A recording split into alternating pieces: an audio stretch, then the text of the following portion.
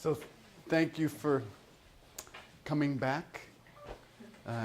Coffee, success? Okay, good.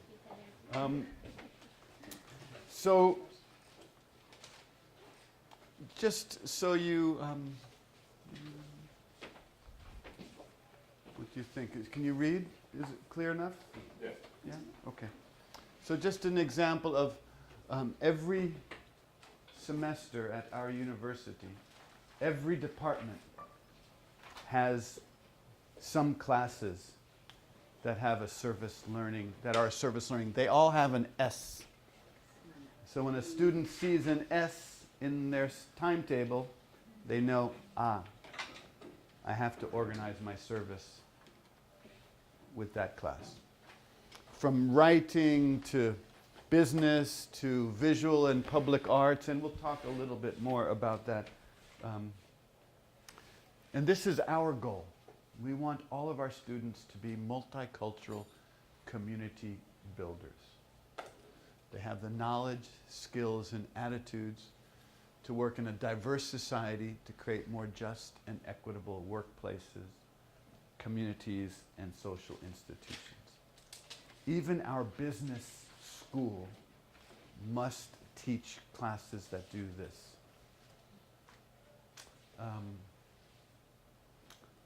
So after 20 years, impact, stuff happens, things happen every year, every semester, almost 2,000. Our university has about 9,000 students today. When I started, we had 300. We've grown from 300 to 9,000 in 20 years. And so we have hundreds of 1,800 students, many classes, many community partners, many value. But more importantly is the civic piece. That civic learning is happening for students. Civic scholarship is happening for our faculty, for our instructors. New relationships. Let's see where I did with my,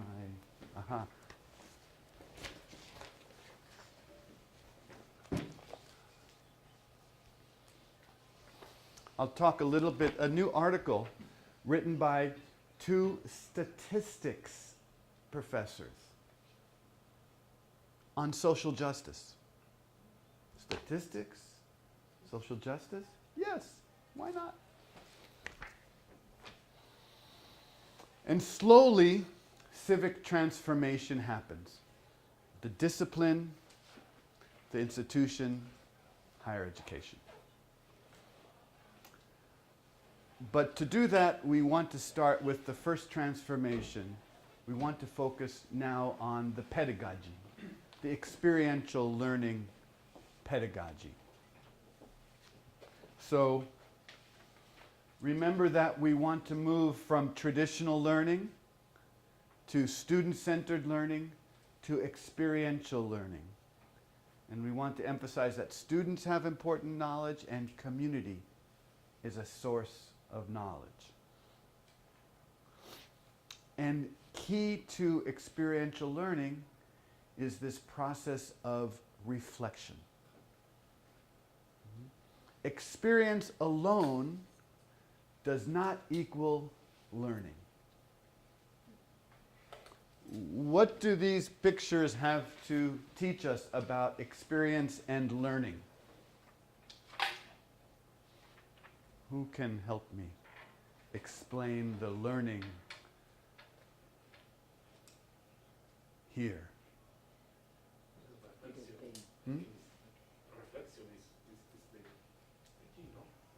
Okay, where is the learning?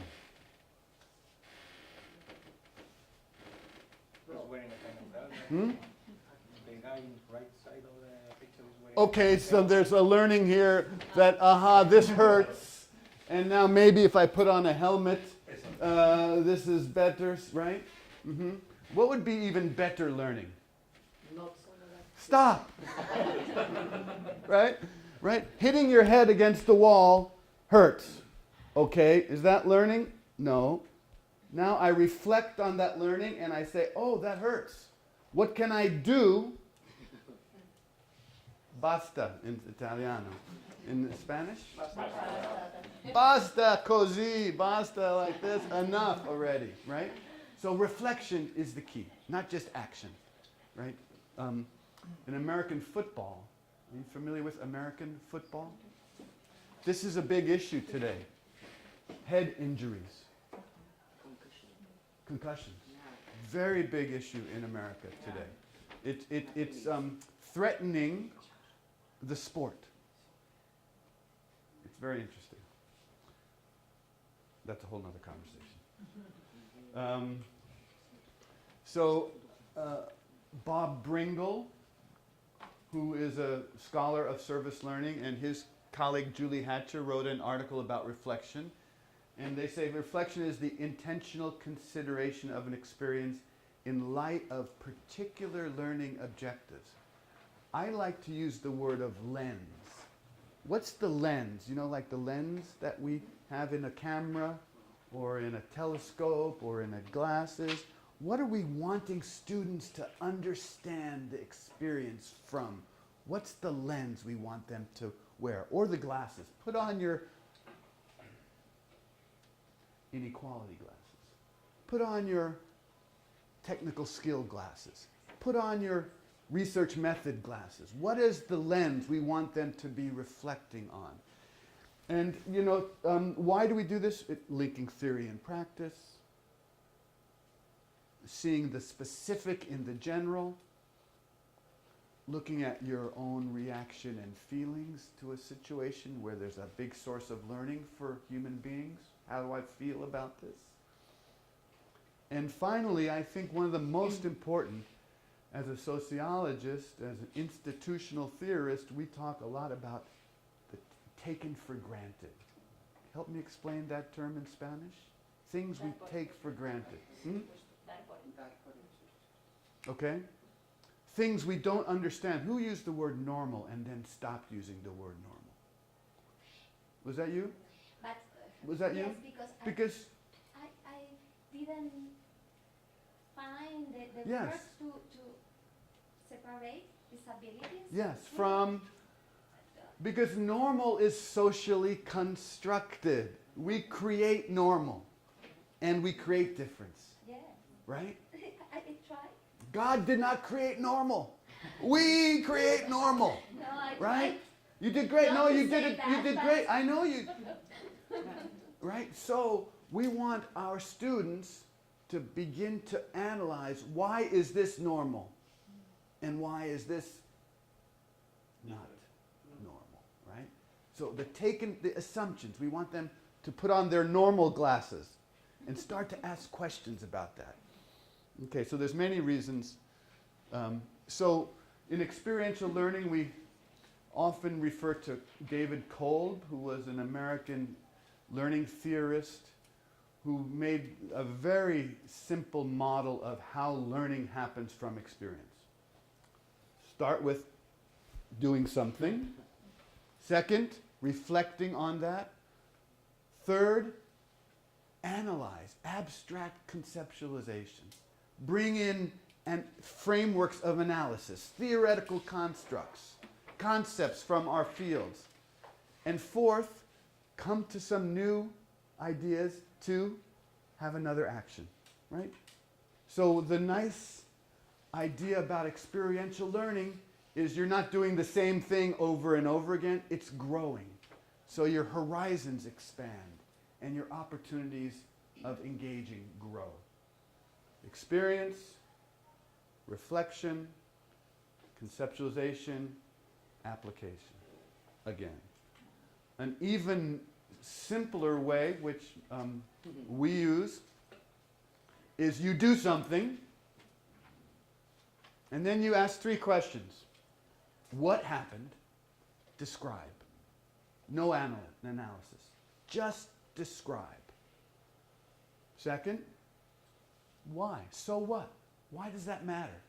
Analyze concepts, theories. perspectives, right? Third, conclusions, learning. What will I do different next time? Next time. So that's the experiential learning cycle that we as instructors, now as our students are having experience, our job is to help them process, right? Reflect on that experience and harvest learning. We want them to grow learning from that process, but it's up to us. So, what do you think might be the benefits of an experiential approach to learning? Does it matter for whom? For any, yeah. First of all, for students, I think it's more fun, so Okay. more interesting, Mhm. so you'll be more stimulated to learn. Mhm. Yeah. Yeah. It's not boring. What else? Self-knowledge. Okay. Right, because you're having to tap into how I experienced that. Not how you or you or you or you, but how I experienced that. I think it's an opportunity to give to the other what you have, and for the others to catch the knowledge and the opportunity. That's really important. Did you hear what Christina said? That others can learn from you. Let me take a step back, because this is where we're going, but I want to build the bridge. My university, 40% of the students, first generation university students, Spanish language speakers. Parents, farm workers. University, it's like Mars. It's another planet. Engagement,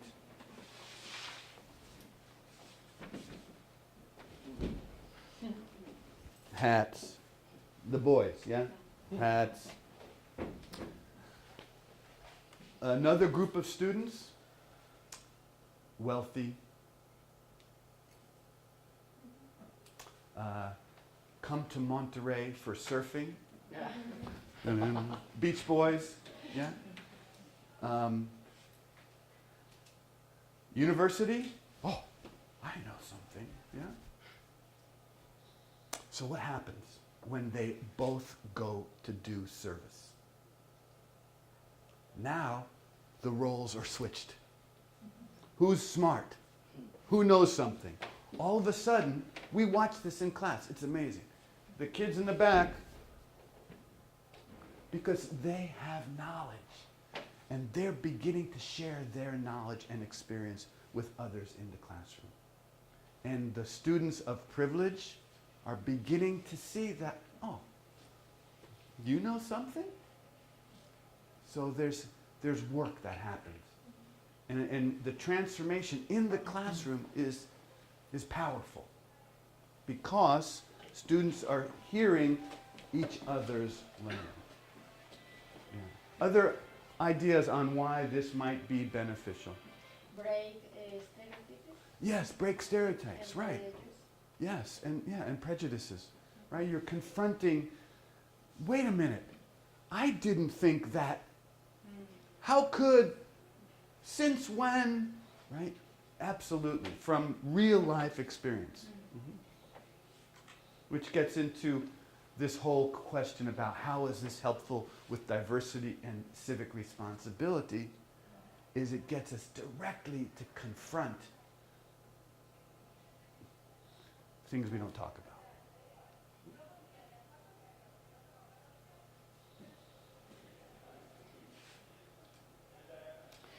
about. I think this is a nice piece of the puzzle, is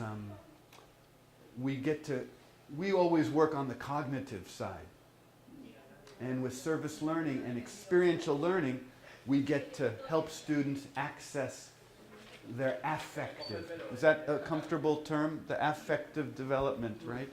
Their feelings. Emocional, exactly. Values, valores, right? And now we get to bring that into the education process. We also get to unite ourselves, right? I'm sorry, your name? Johanna. Johanna, in her introduction, shared her professional and personal lives. Now we get to learn as whole people. Because I'm not just a student studying chemistry. I also have this reality in my life, and that is important to me, and that will have a role in what kind of chemist I am in the world. And that's the ground we're trying to help grow.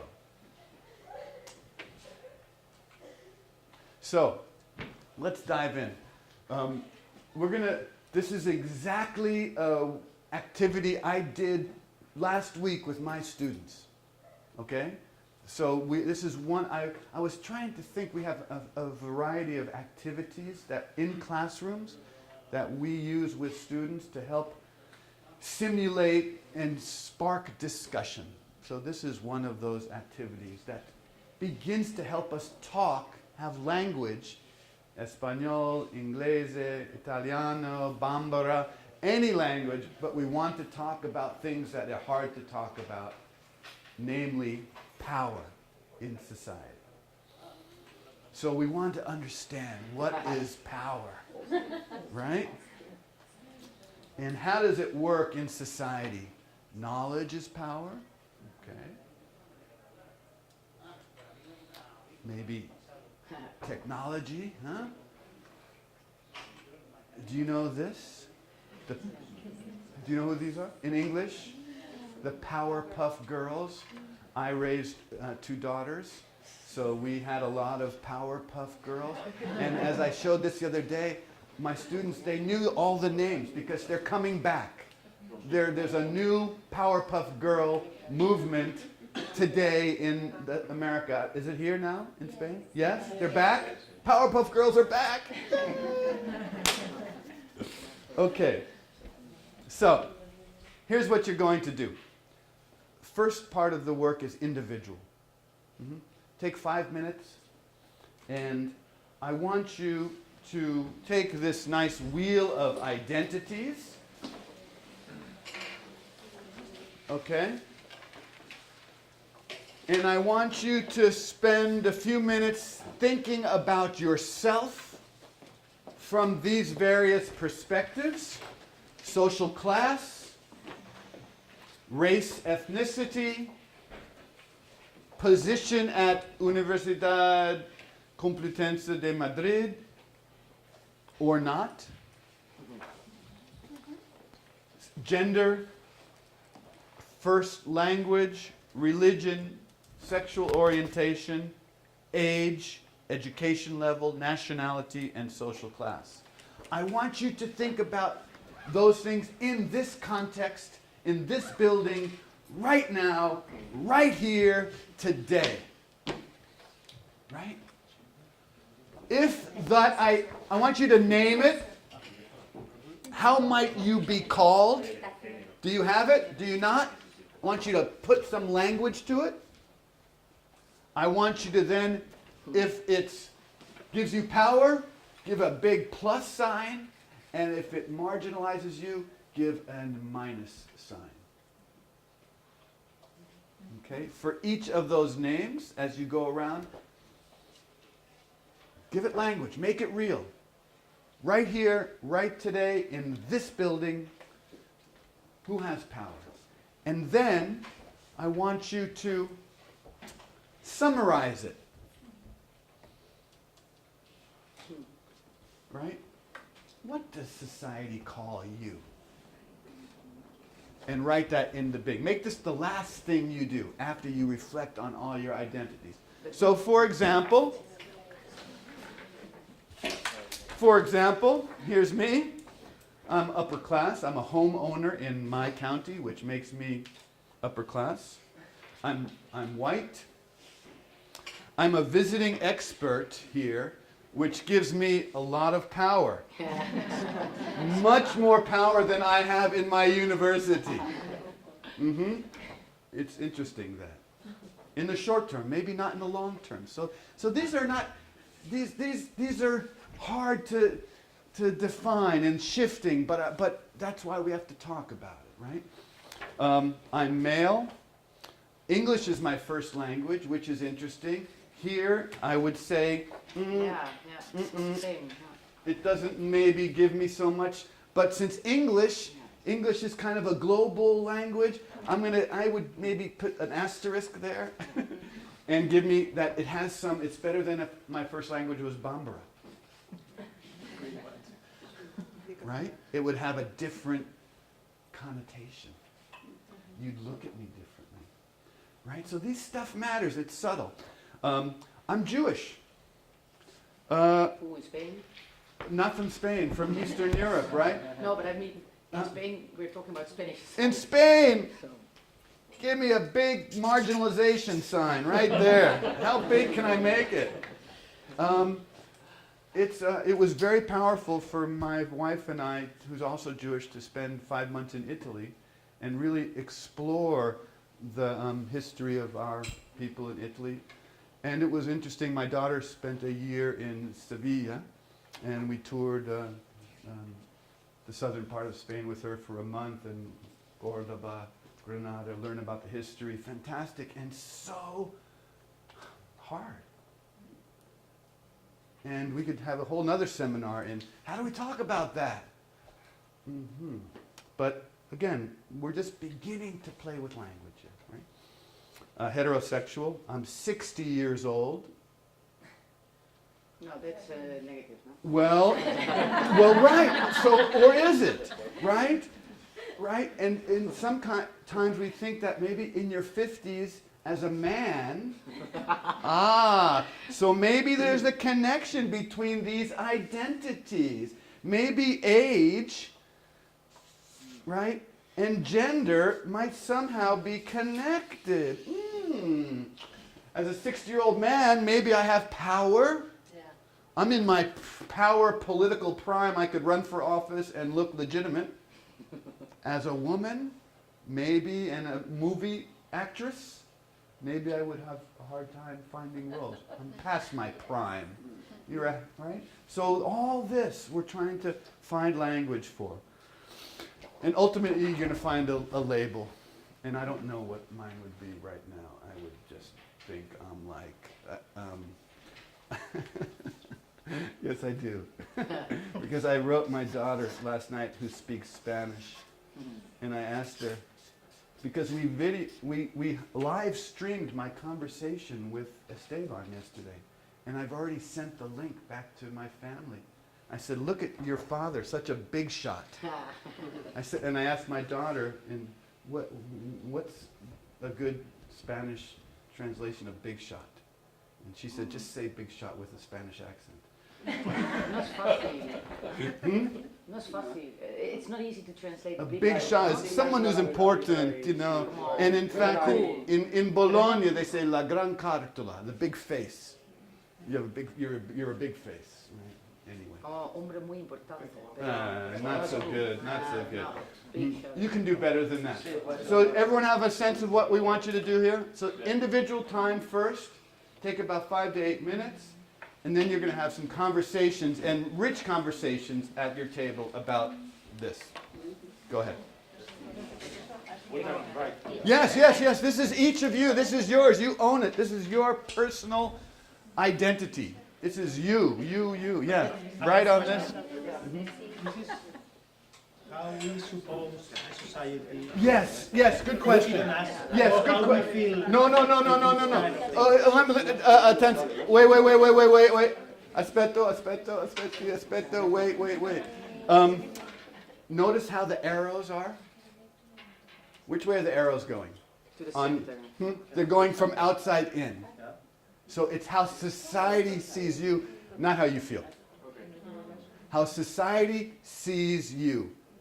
Spanish society? Right here, right now, right today. Right. And just for your information, we do this, we have how society sees you, and then on the back side, we have how you see yourself. And that allows students to not feel so oppressed by society. It gives them, but not here. You're going to be oppressed right now. Yes. Second question. Yes. Which society? Right here, right now, today, the society of Spain that is manifest right here in the Faculty of Education at Universidad Complutense.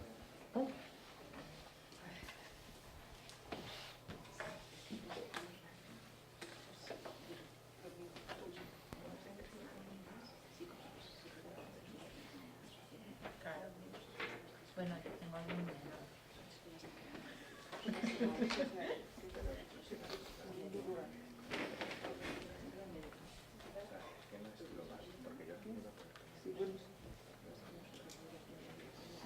Claro, pero tú pones ahí español y es un más.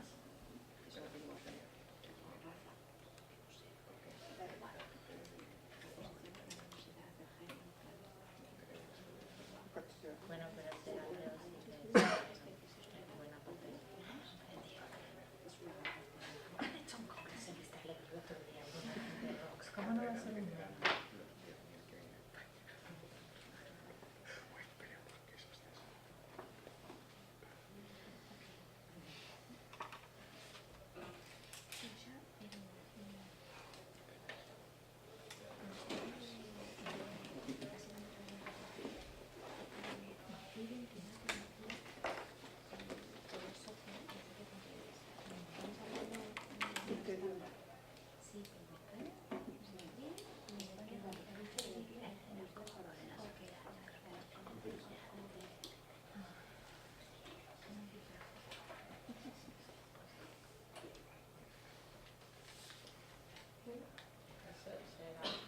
¿Cómo me ve la sociedad?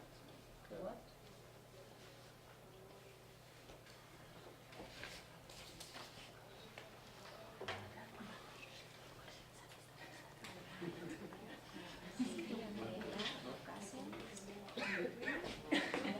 Difícil, ¿eh? Yo tengo aquí muchos alumnos que lo dejan claro de cada docente. Lo dejan muy claro. Este es súper interesante.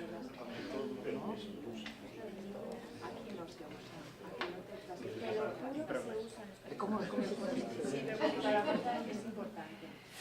Esto es, claro, esto es lo que se supone que la sociedad refleja en ti tus características, Los que más... Sí, sí, sí. Eso es para acá. sí, otra cosa es lo que se supone que, como China dice que podría ser. Eso es muy cómodo, ¿no?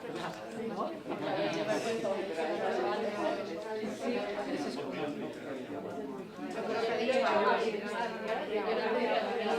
Sí.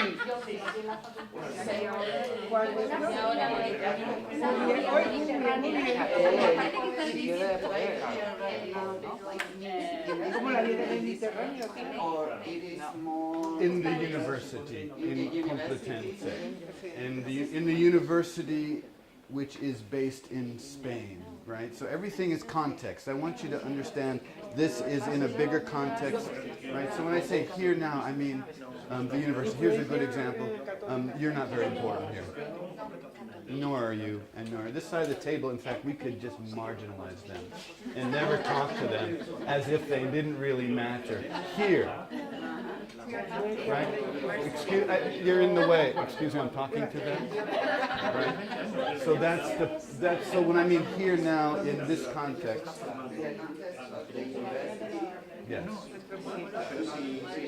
Depende de la edad. Yeah. So would you explain that to people? Excuse me, we have a clarification. Just so that we're all, again, there's not a right or wrong answer, but just so that we're all thinking in a similar way. In any language you choose. No, we were talking about what here and now means. It is right here, right now, in this classroom, in this course, because I would prefer to make it broader, because otherwise I think that more or less we are going, I think it doesn't matter if I am a woman or a man, it doesn't matter if you are not from the Complutense or not for me, it doesn't matter. So I prefer to make it, I rather make it broader, okay, to the university in this context, but the university is Right. contextualized. Right, so I want you to really contextualize this so that we're thinking of Spanish society. Remember, we want to think of in Spain today, right? And maybe hashtag Me Too. In Spain today, issues around gender?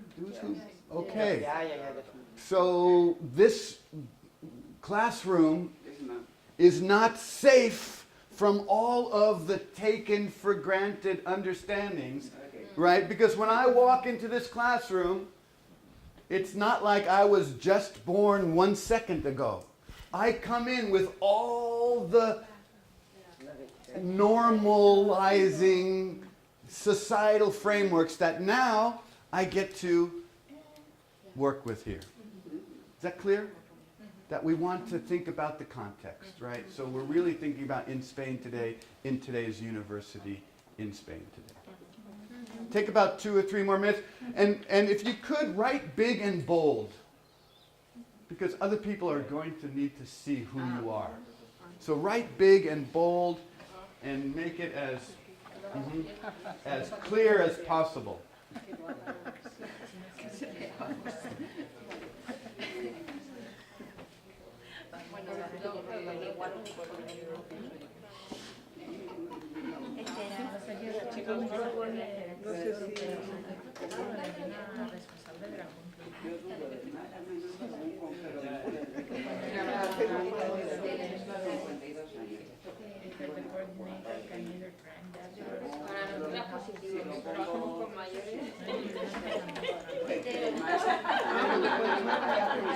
Y a partir de 60 decimos que tiene mucha serie. Sí, todavía no.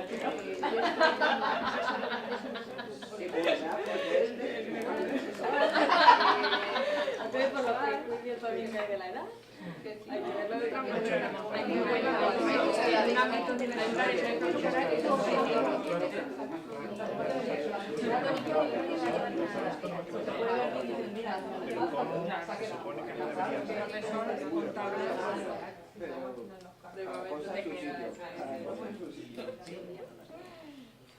pero bueno, yo lo veo la de 50 que me lleva entonces, lo veo como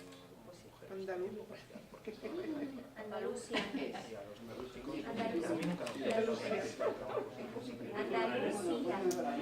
Y además puedes, pero puedes mentir. Hay una sentencia que la mujer puede mentir. And try to come up with a name for yourself in the middle. Identify yourself. Good.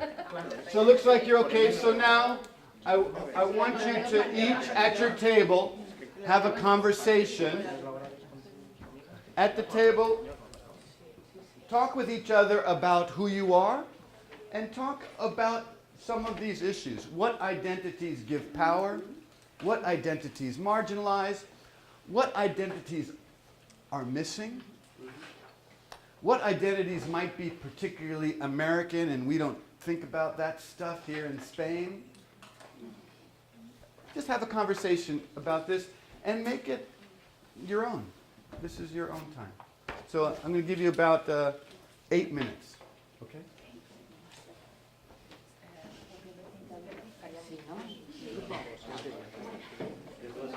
Sobre los carnices, puede ser vegano y todo eso.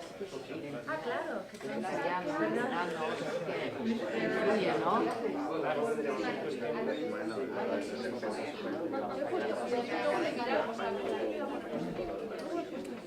Tú no has rellenado el apartamento, estamos por ahí. Sí, por eso, ¿cuáles crees que faltan aquí? Que podría ser ¿no? Que no es religiosa, que por ejemplo con la alimentación podría ser halal, pero hoy día, para mí sí, que noto que es algo que estamos diciendo, ¿no? Sí. No sé, ya pues por intentar uno que no vea, porque yo digo, todo está, pero... Que no te da tiempo, ¿verdad? Ya, tipo de familia, ya.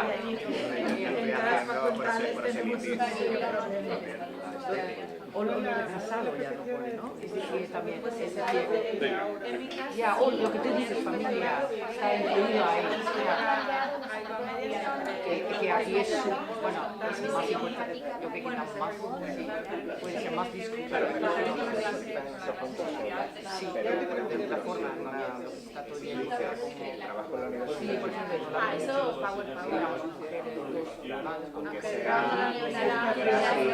que sí es diferente todavía por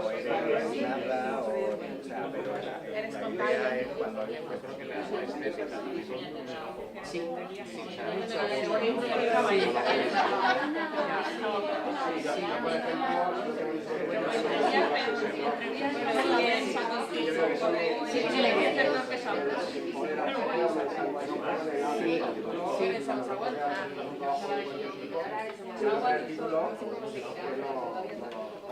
A lo mejor el grupo, por ejemplo, yo que he visto Moz, vino a España con hablar en Moz, le he aprendido aquí lo que era, ¿no? Y no lo quiere que son grupos que combinan este formar parte del grupo, que hay los trap, los no sé qué.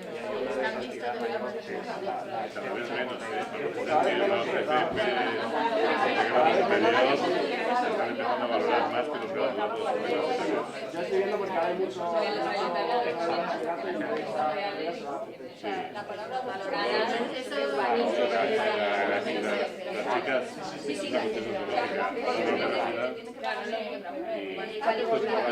Ya, pero hay una familia muy amplia ahí, ¿eh? Yo me acuerdo siempre, por ejemplo, en el pueblo en Holanda, La consideración. a nosotros, digamos, a un pueblo de Brasil, construyeron en los 70 las casas a los pequeños, digamos los pijos, mientras que de pijos nada, porque era como, ¿sabes? Además los mujeres tenían cabello, pero también el concepto, no sé, pero son, no sé cómo llamar esto, no, ¿cómo llamar eso? Vale, ya, le falta también. Tiene que ver con la consideración. A mí nos falta la universidad. En algunos contextos sí. En algunos contextos. Y también por otros, por ejemplo, La o universidad.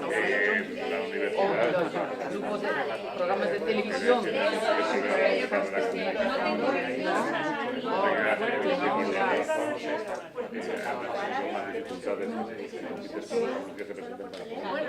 Porque son programas que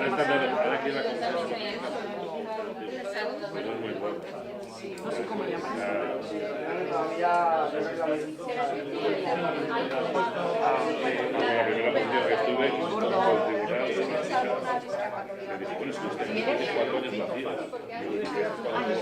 Hola, doctor.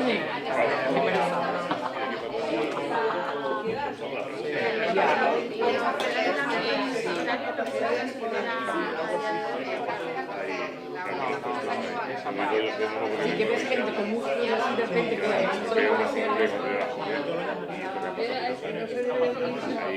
hay entornos laborales que hay una hija que es enfermera y otra hija que es ingeniero.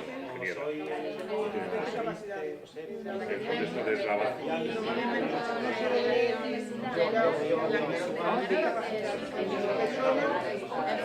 Digamos que la gente asume que ella está en su sitio. Porque la ingeniera química, ella es la única chica.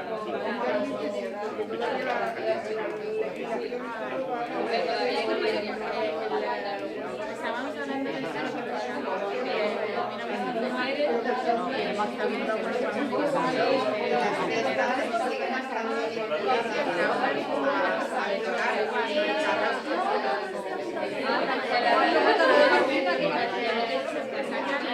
Las empresas quieren que haya igualdad, que haya una cierta talla de género para que parezca que hay igualdad.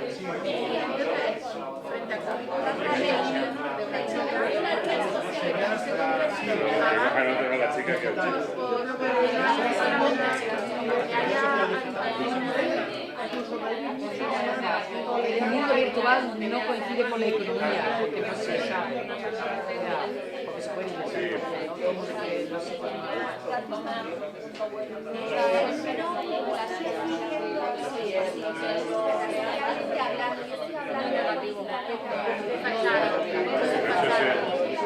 es el momento de la contratación, porque eso genera luego bueno, al menos tenemos una genera más posibilidades para entrar. Ahora te vas a enterar. Una cosa es el momento de la contratación, que nos contraten esto, y otra cosa es esto como sí, pero luego también decides dónde vas a cambiar. Y eso contraproducente. Puede llegar a ser. Ah, ya. ¿Cuáles dan poder? son muy buenas las universidades, ¿sabes? Creo que son muy buenas. Depende, todos Creo pueden que dar poder. habéis solo ver sobre Todos todo pueden dar porque poder. tratan de llegar a Depende de lo que hagas. Ah, ya, a lo haya que hacerlo, sencillamente pues está normalizado. El problema es que la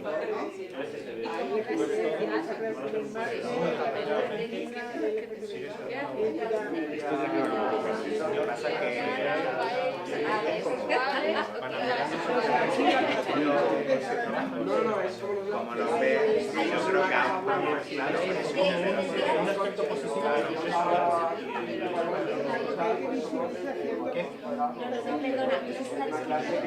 Sí, yo he rellenado, por ejemplo, aunque le he dudado, porque realmente para muchas cosas, y tengo, es un plus frente a todos, ¿sabes? Por eso he puesto, sí, porque, ya, sí, ya que pero afectado, Porque había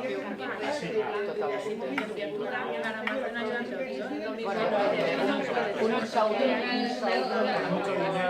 Mucho dinero, por lo menos tú vas por ahí, porque la esencia igual no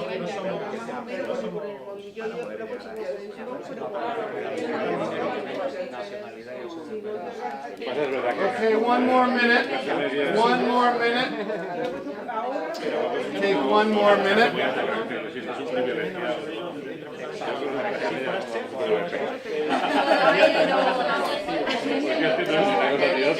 pero eso es muy caro. Si no, es un peruano de barrio, no.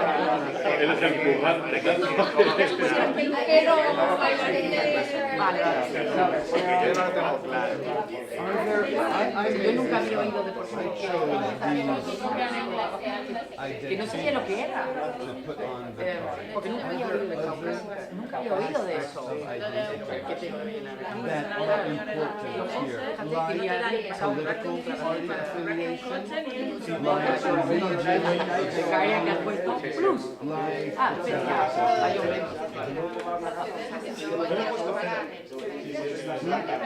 Good. You're from Sevilla. Nice. Okay, so here's, if you could wrap up your conversations and begin to give me your attention. We could talk about this a lot. There's so much here. But I'm now going to ask us to have absolute silence, because the next piece of this activity happens without any talking, not even one word, if you please. It's clear I have a lot of power here, because when I said this in my classroom, the students are like... So, while these are society's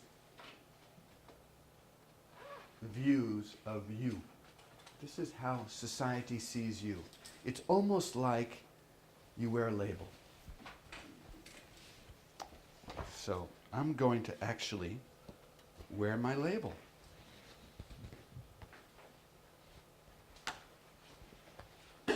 And so that everybody's clear on who I am. Now,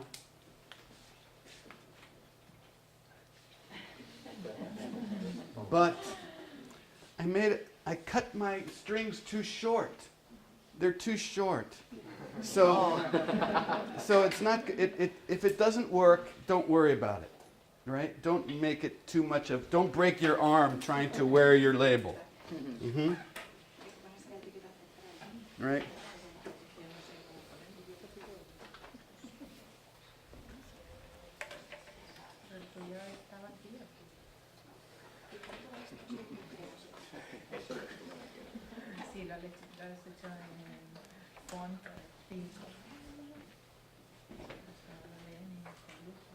So what we will do now is we will do what we call a power lineup. We will line up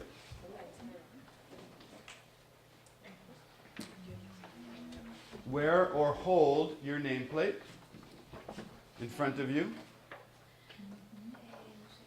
Okay? We're calling this a nameplate or your identity. Yeah. You're going to wear this. Very good. Stand up. Show everybody. Very good. See? So now, without talking, silence. We want you to line up the most powerful person in this room at the beginning, the least powerful person right here. Okay? And we're going to make a line. One after, with no talking. Okay. So you cannot say stand up. No, you can't say anything. Yeah, question? How do you decide? Assumptions. Okay, everybody stand up. And we want one line. No talking. Not a word. Not a word. You can help people decide. You can help each other decide. No language, though. You can move somebody. You can insinuate. You can encourage someone to move forward. But no language. Right here in the middle. In the middle. Everybody in the middle.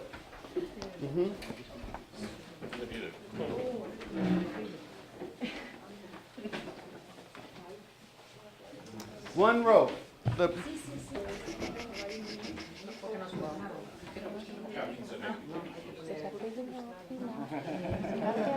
Cuanto más poderoso ayuda, y menos poderoso en este lado.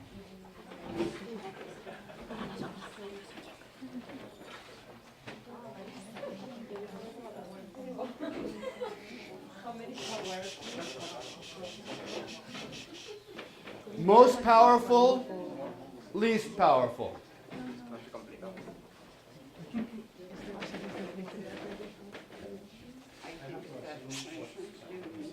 You can look.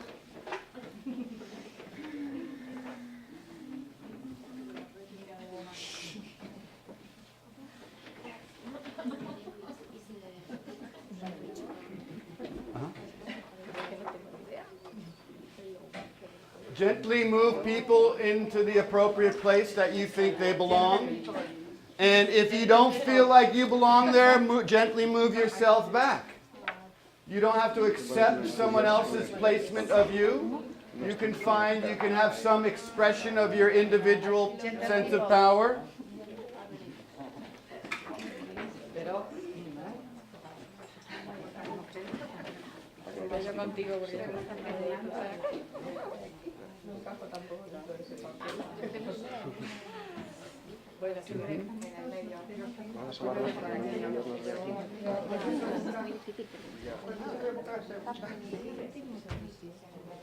Now, if you accept that, gently encourage someone to move or not, or replace yourself somewhere.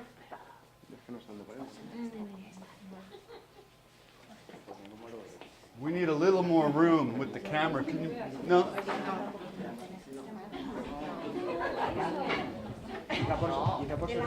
Okay, we have some more room.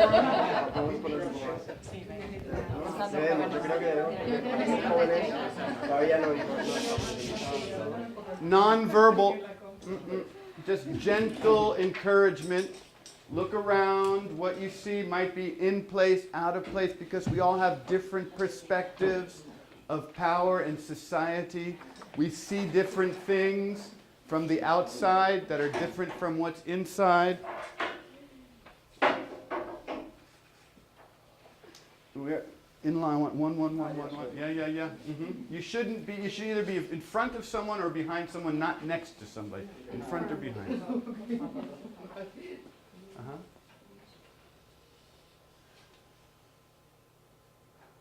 Look around. Is everyone comfortable where they are? Do you think, are you accepting what you see here? No. Then move. No, Or move not someone me. else. I would like to move someone Do in it. the back. Do it. In the front. Do it. Don't say I why. think you should. Don't do it. Just do it. Gently. Yeah. Gently. Gently.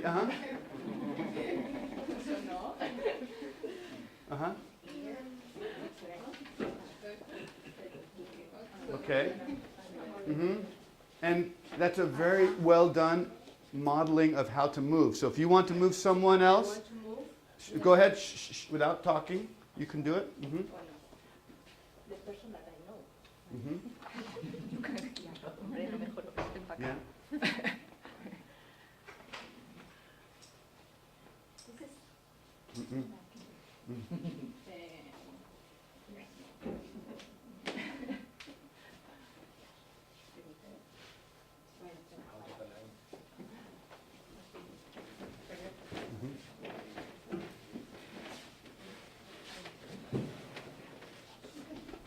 Okay. Any more requests to move or be moved or move someone else?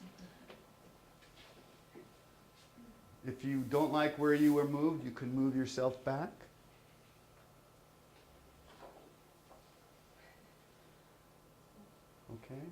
Okay. So now everyone take a deep breath.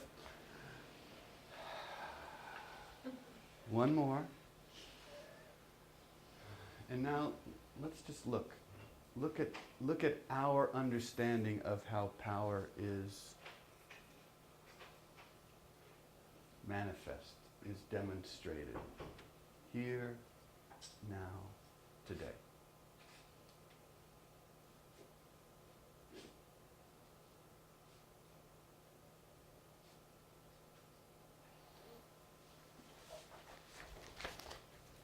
Now you can go back to your seats with an orange paper. And this is individual reflection time. Now comes the learning. This was experience. Now comes harvesting learning.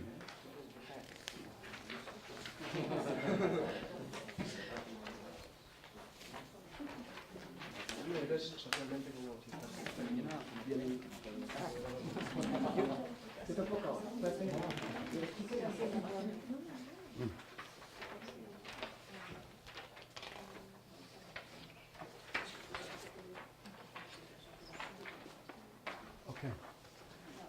Thank you. You can now have a seat and your places.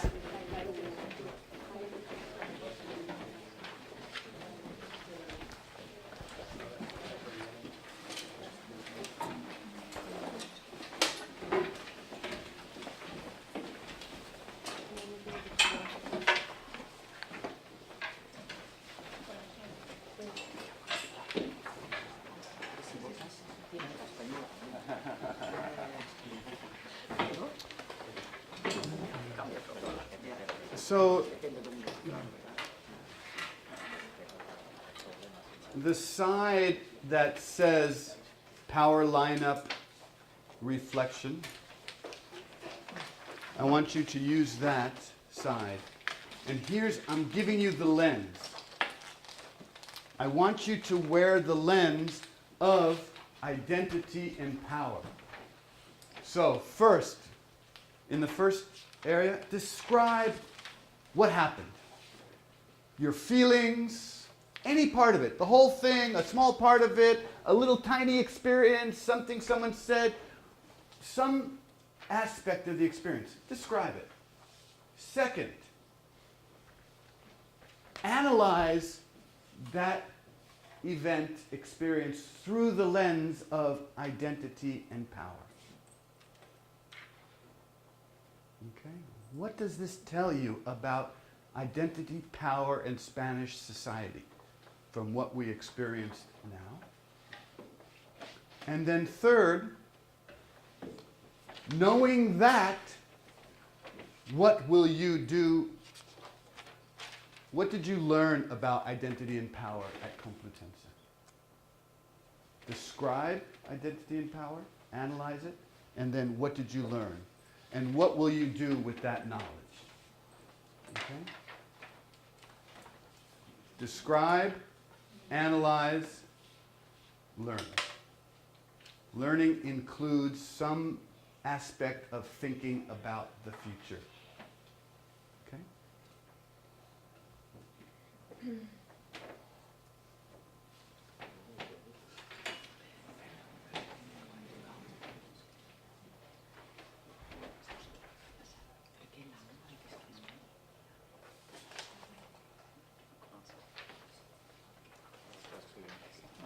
I'm sorry, which part of which side do we have to write on? You can do either one is fine, but the one that has power, Okay. yeah.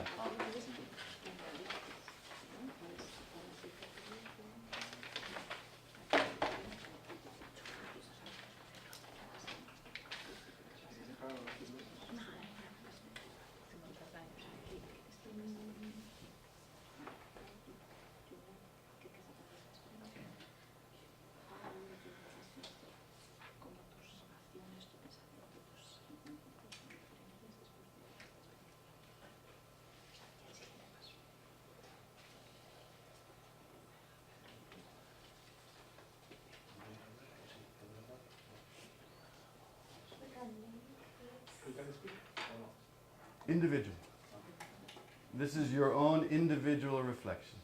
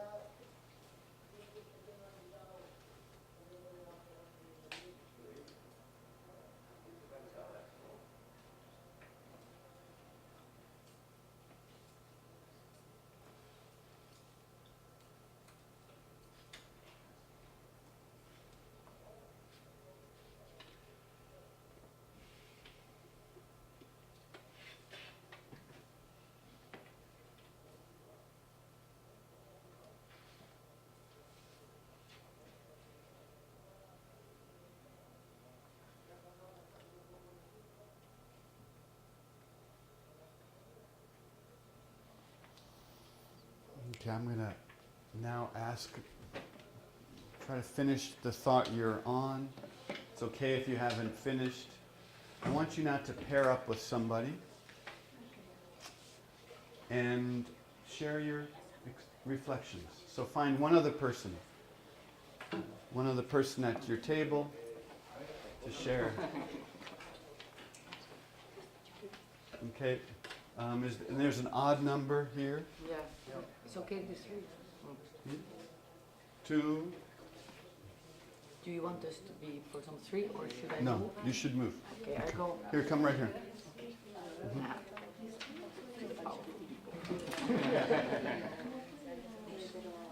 No, it's aquí. Perdón. Okay, find a partner and share with them. Yes, that's fine. And here's your partner. Find a partner and just talk about your experience. It might be easier next to each other. Just one-on-one.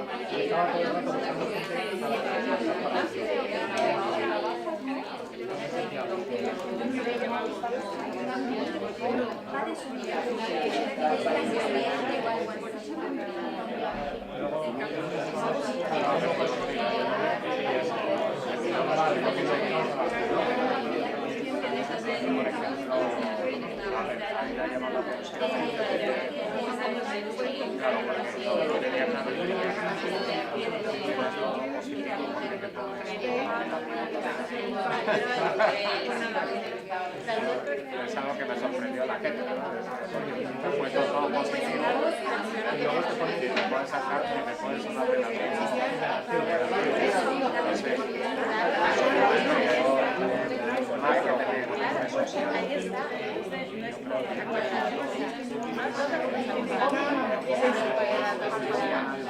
Okay, perfect.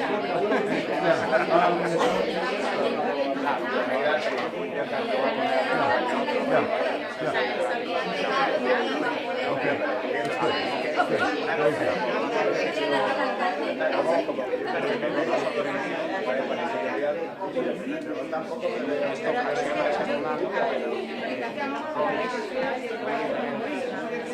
Claro, esto de que te habla de los estereotipos sociales, te habla de la posición que desempeñas en cada uno de estas posiciones.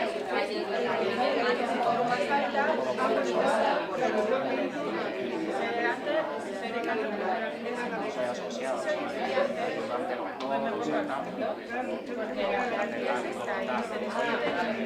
Gana 1000 pavos.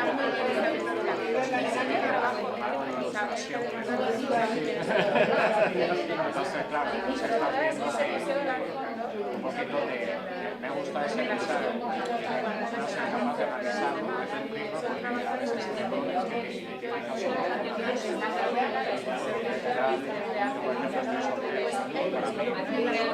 mi trabajo,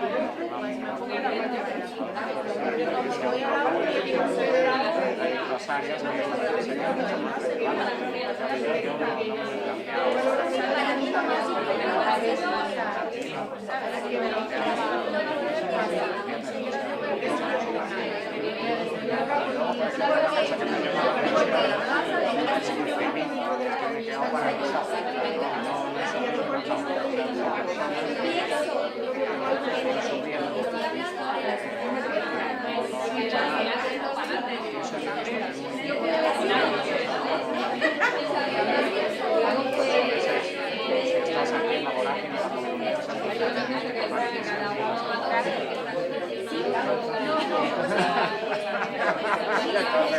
Claro, entonces me quedo un poquito sorprendido y obviado. O sea,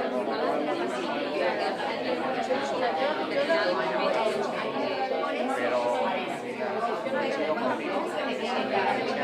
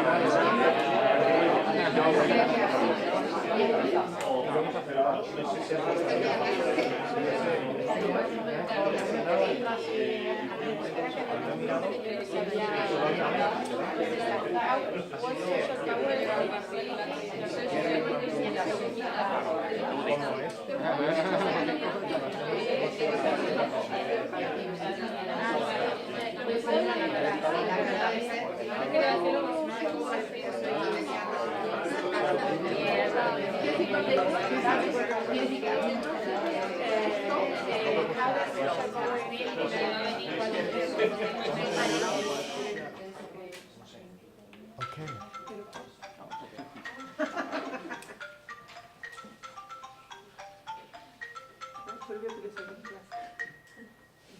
Okay, thank you. Stop. Cancel.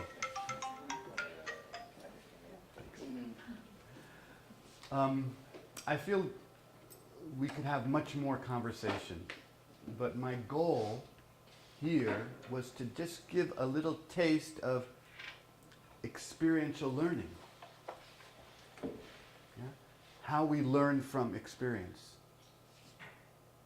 And a little taste of talking about, learning about power in society. So I had two agendas. You see the two agendas? And as you see, I was confused. Not confused, but I was struggling myself because I had one set of assignments that said, oops. Yes, I had one set of assignments. I want you to talk about the lens, identity, and power. Right? And had we had more time, we would put on another lens and think about learning about identity and power. Teaching about identity and power. Right? Two different sets of lenses, but both giving you an opportunity to reflect on the learning from this experience. Yes? So here's what I'd like us to do in the next 10 minutes. I'm only going to give us 10 minutes to talk. I want the first question, what did you learn from this about power and identity in the university in Spain today? We are not free at all of stereotypes. What? We are completely. Wait, We are not free at all of stereotypes. You see the line that we have made. I was scared. In the first line we made, 5 people in the top were male. No one argued against that. All of us accept that. And the second thing that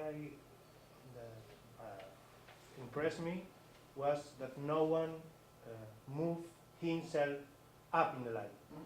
Always someone who knew this person before grabbed the individual and moved up in the line. interesting. Great. It was very impressive for me. So, we will not do justice to this conversation, okay? Just accept that, I'm sorry. Just that one comment, 2 comments, you made 2 comments.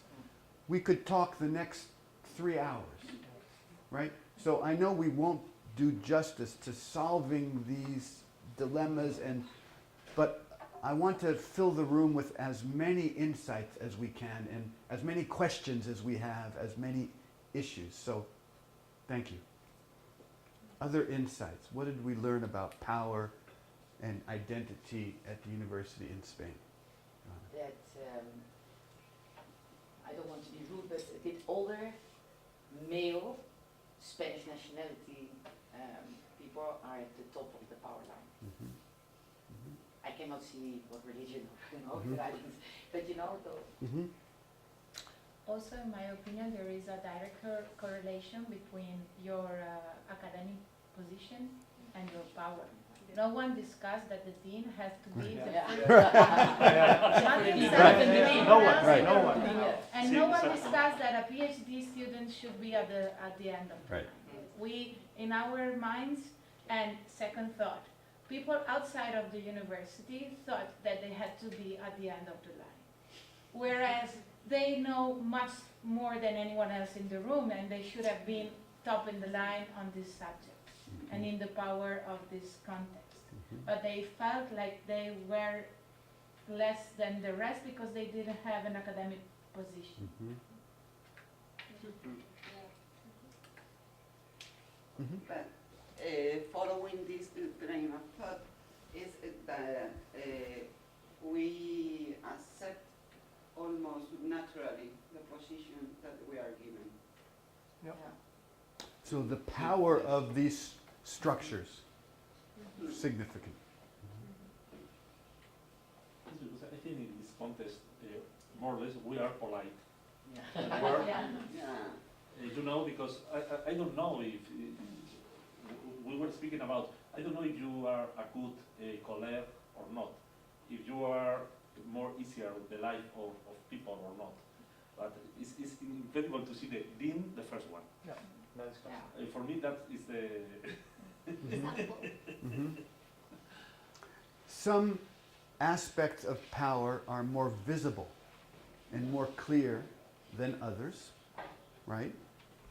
Some identities, some aspects of identity and power. And we saw that here. One more comment about power? You already had one? Yeah. One more comment on the power in society?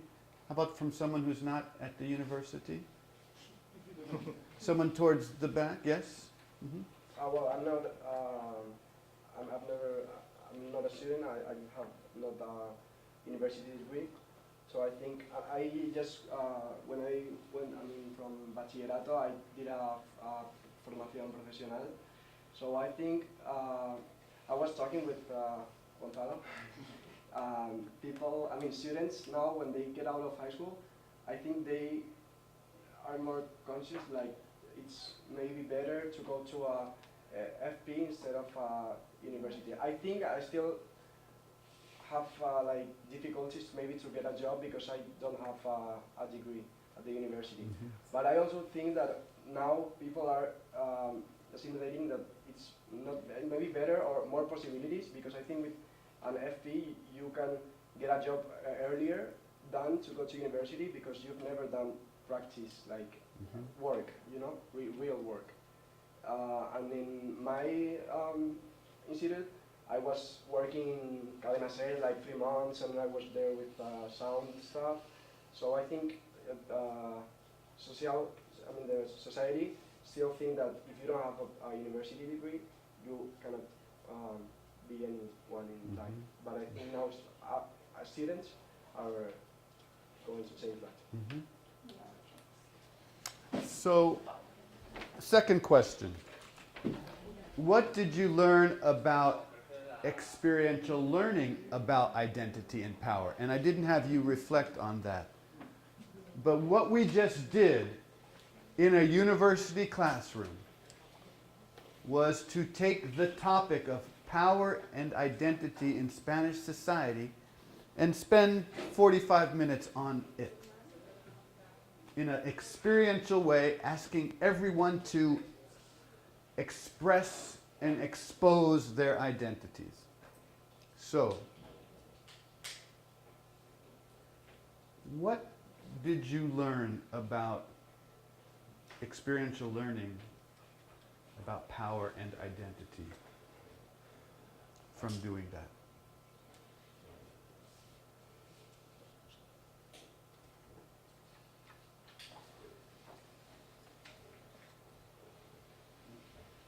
Maybe that we mirror this society stereotypes, although we are aware of them. Maybe it's a good point to try to avoid this.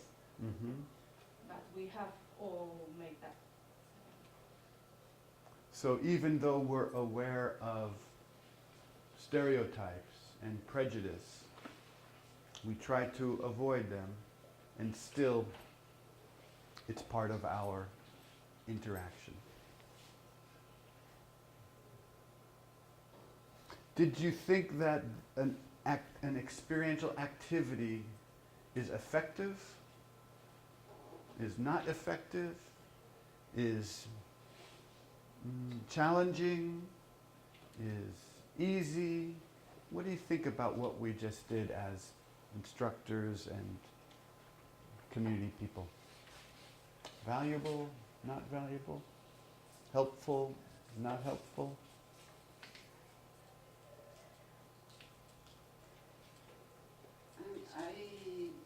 I think it was helpful for me, but I want to tell you that during the experience, it was, what did you learn? And for me, it was almost physically evident that the place that you occupy is going to mark your angle of vision. And so there are things that you are not, because I was standing there and I was trying to look at other places and trying to read, and I couldn't. So that's great. And I think that this is something that has been interesting for me from this very experiential learning. It was almost a physical feeling, a physical sensation that the position that I was occupying marked the angle of vision that I have about identity and about power. And it prevented you from other certain experiences or understandings or insights. Very powerful. And maybe the ones there were upper than here. Right, they were raised on the platforms. Interesting also. Other learning, let's just open it up. Other learning or things you want to talk about from this. Yes? I was confused because I didn't know how to put my situation in the line, and I've tried to read the main word, and in my mind I've tried to classificate the people below my construction, my own construction, and it was really difficult because it was a mess. It's like you're a professor, you're up or you're down, but you are a student, but you are a fellow. But when you are over there and you are not on the top, I think you know more than me. Or she was telling us, No, no, you go further. Come on, come on. You have to go to the other position. And she changed it as well, some partners. So it was really difficult to me to know my own position in the line. So there's some hidden aspects of our power, and as outsiders we might not understand everything that others might. Yeah. Yeah, so I thought, well, also because people are polite, but I really thought, well, sorry, don't you know about your power? You know, and people possibly don't know about the lack of power of others as well. Right. You know? Right. For example, Right. I cannot vote. Right. So I can pay taxes, I cannot vote. Right. I may be older, and I'm very happy that I have this this grant, you know, but I cannot vote. So if we talk about power, you know, on the other hand, I'm from North Europe, so I can leave, you know. I mean, it's not Right. black and white. Right. It's so gray, and I thought, for example, if you have a stable position within university, which is really nowadays impossible, nearly, how come you're here? You should be, you know, how come you don't realize that other people have much more problems? Right. Let's say, you know, Right. problems like economic instability. How do you not assume your power? That was. So you see, you could do something like this in many ways. You could have, each time someone wanted to move someone or you had a thought, you could express that. And We're here's, not allowed to talk. oh, and those were my rules this time, but you can do an activity like this in any way, right? You can modify these activities, and we have a whole list of activities like that that have been developed, that the purpose of them is to begin to talk. All the word in English, nuance, you know, the little differences that really matter, right? The things that we see, things we don't see, and you begin to bring that into a conversation. Very, very, very important. Last, there is a comment? Yes? Just a small one, following this line of, Yes. of thinking.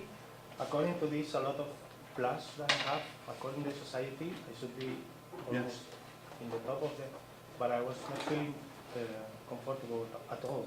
I was looking behind me like, I shouldn't be here. Maybe someone there has some power that that's not fine, or I think that there were some humilde, I don't know, like kind labels here in the middle with a lot of plus signs all around that don't fit, that don't represent the power of one people according to the abilities they have. So people tend to, I don't know why, this is because religion or whatever, people tend to classify themselves in the back of the line. Can I ask you why you were not feeling your power? What were you feeling that made you hesitant to come to the front? I mean, when I completed this paper, I realized that I'm supposed to have a lot of positive power for these things, but actually I don't feel like a powerful, like in a powerful position. I'm aware of my limitations, maybe, or that I need some resources that I cannot provide from myself. So you need some people in the same place in line to foster the resources that we share. That only one people in one position in the top cannot reach by himself the things. I think that's right. Yes, for instance, for me, it was uncomfortable. The different, the platform, I think it's not good. It's not democracy. It's not. In this play, I don't know. Right. It's uncomfortable. We want to believe, especially in the country I come from. We have this belief in individuals and opportunity. And the idea of ranking ourselves is really uncomfortable, and it's not the country we want to believe we live in. And yet, people live in constant feeling of powerlessness. To in a line is uncomfortable. Right. So that's an important learning for us, which is the next question. It's how does this discussion relate to service and service learning? And part of it is learning from our discomfort. Right? There's some really important learning that comes when we feel discomfort. If we process and reflect and learn. Or else, what do we do when we feel discomfort? We drink, we drug, we beat, we oppress someone else, right? But the discomfort now is an opportunity for reflection and learning. What does this have to do with service and service learning? Service is only the action to get something, to prepare something, but learning is when the action come back. Okay, okay. Mm-hmm. From Mhm. a part Mm-hmm. to you. Yeah, so part of what we want to emphasize here is this helps us really examine this activity of service.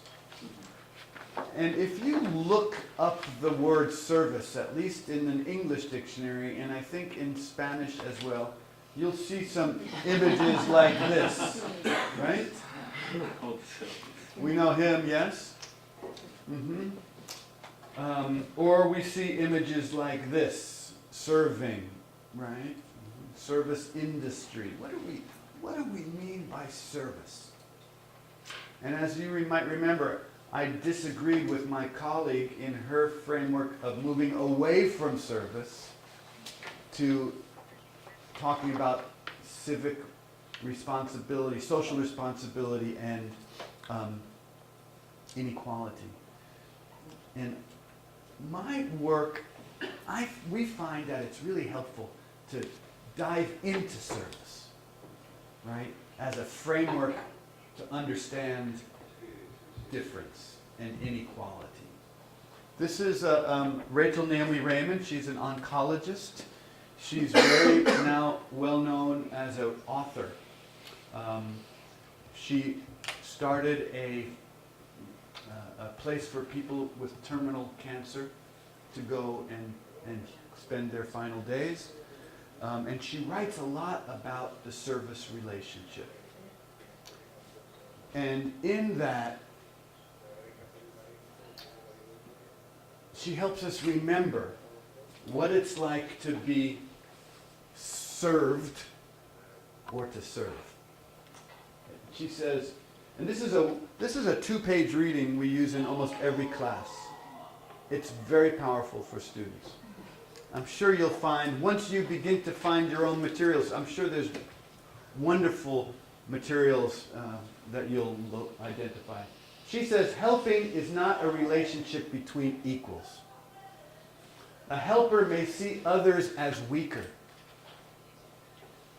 than they are, needier than they are.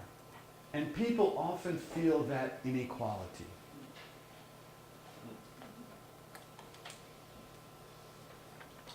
The danger in helping is that we may inadvertently, accidentally, without intention, unintentionally, take away from people more than we could ever give them. Power. We may diminish their self-esteem, their sense of worth, their integrity, or even wholeness. She writes in she lives her whole life with Crohn's disease. She doesn't digest well. She has a bag. Her whole life, doctors come to change her bag. She writes beautifully about how she always felt like an object of the doctor's technical expertise. No one ever helped her feel human until one day she's in the hospital A doctor comes in, it's Friday, the doctor's all dressed up to go out for the evening, starts talking with her, doesn't put on gloves, interacts with her, touches her, makes her feel human. That single act changed her life.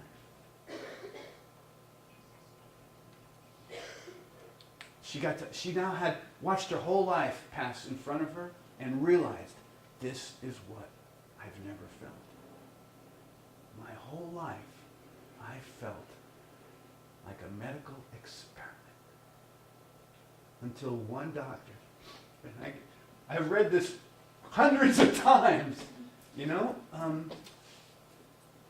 one doctor helped me feel like a human being. When you help, you see life as weak. When you fix somebody or something, you see life as broken. When you serve, you see life as whole. Fixing and helping are the work of the ego, and service, the work of the soul. She's fantastic. I love her writing. Another colleague of mine has a beautiful, funny article. Not so beautiful, more funny. He says, what don't we talk about when we don't talk about service? And the answer is inequality. When we do service, we do stuff. When we don't talk about service, we don't talk about the underlying inequality that's behind all of this stuff we're doing. We haven't found the language to talk about it, let alone try to address it, let alone to try to make it more human. What don't we talk about when we don't talk about service? We don't talk about the inequality and the injustice. Right? So at the core, what we begin to do in service learning for diversity and civic responsibility is, finally, to get to the other side of the prism, right? We get to talk about compassion and social responsibility and diversity and justice as it is working in the world, as we're experiencing it today, here and now in our classroom. And here's how we do this, and this is what we're going to do this afternoon after lunch. In 5 minutes, you're going to have lunch, right? Okay. So, rather than thinking about what am I going to have my students do, we don't want to start there.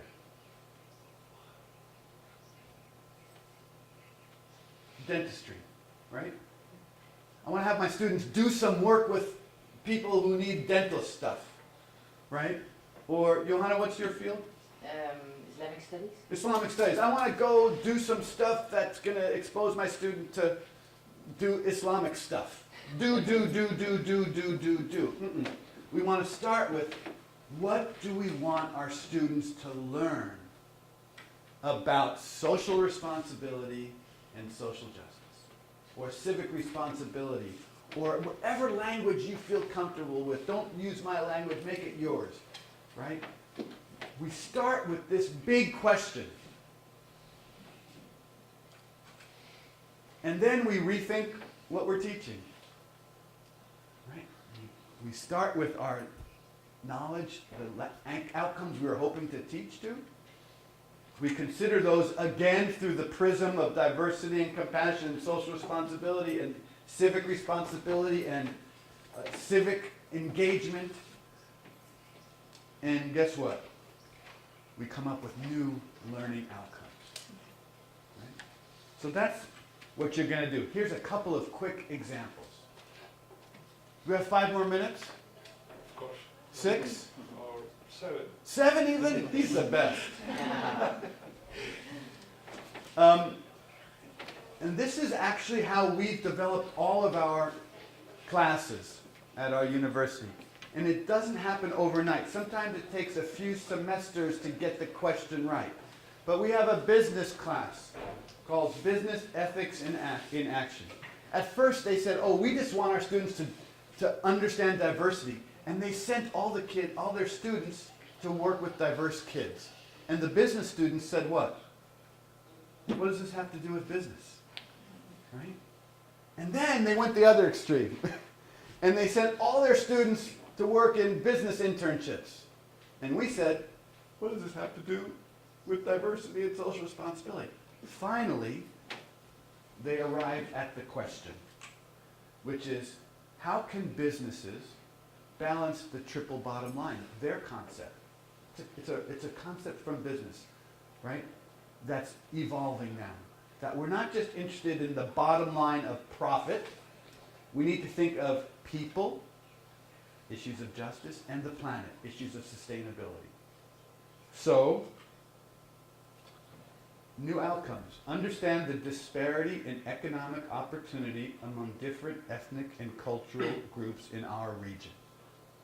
So all of our business students are now working to understand the cultural relative opportunities and lack of opportunities that exist.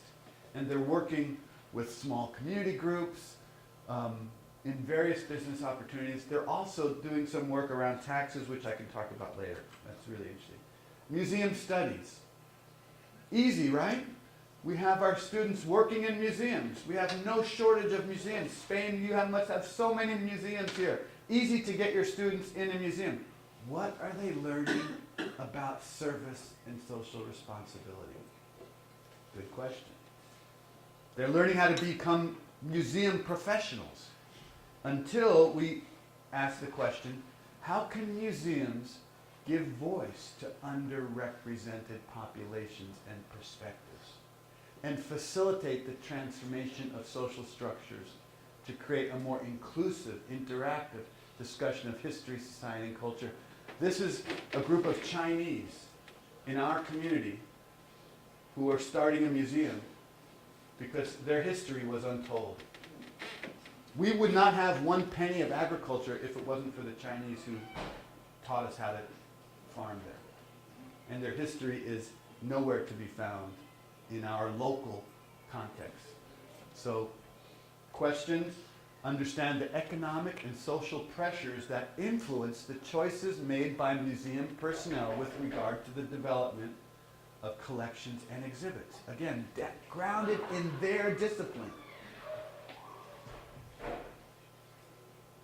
As our populations have shifted, our museums have not shifted.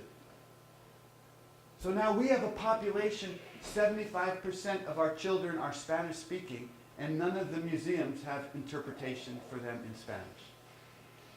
No wonder the museums are closing, because nobody's going, because they don't see themselves in the museums. They see someone else's history. Museum professionals are very interested in working with our students and our faculty now because it's giving them revenue. It's not just our issue, it's their issues too. They're feeling the change of the community.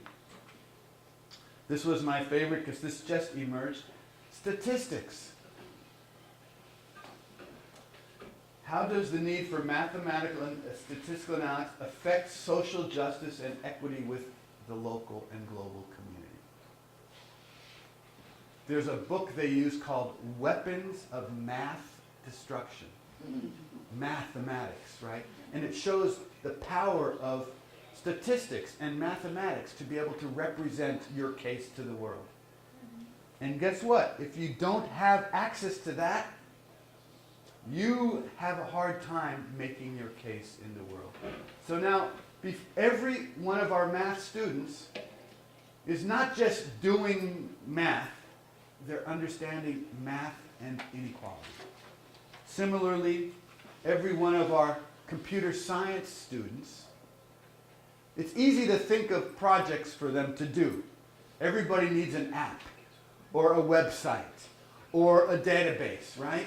We can think of what they do, but what are they learning about inequality by doing an app in the community? Only once we ask the question, how does technology accentuate or reduce inequalities? Aha, now that's a service learning class. So our students are still doing apps. They're still doing websites. They're still doing projects, but they're doing it with lenses of inequality. Yeah? And so now our computer science instructor, before she would want to send our students to our elite high schools who have robotics clubs. And we said, they're learning, it's good experience for them, working with robotics. What are they learning about inequality by going to an elite high school and working on robotics? Okay, so now they're going to do robotics with high schools that don't have robotics. Right? And now they're asking questions. Why do these classes not exist in the high schools in these neighborhoods? So the questions get deeper. Right? And we have outcomes. So after lunch, we're going to regroup, and you're going to break up into teams. Let me just move forward here. And you're going to design a new service learning class. You're going to break up into a group of 3. Let's see, my instruction right here. You're going to choose one class to work on as a group. And together, you're going to identify a new big question and new learning outcomes. And you're going to give that class a new title. Okay? That's going, and I have a workbook for you that you'll get. You'll all get a workbook that you can work with. And the result will be presented at the new Universidad Complutense de Diversidad y Responsabilidad Civica. Civica.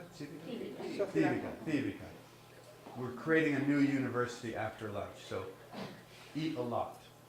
You need energy. Good.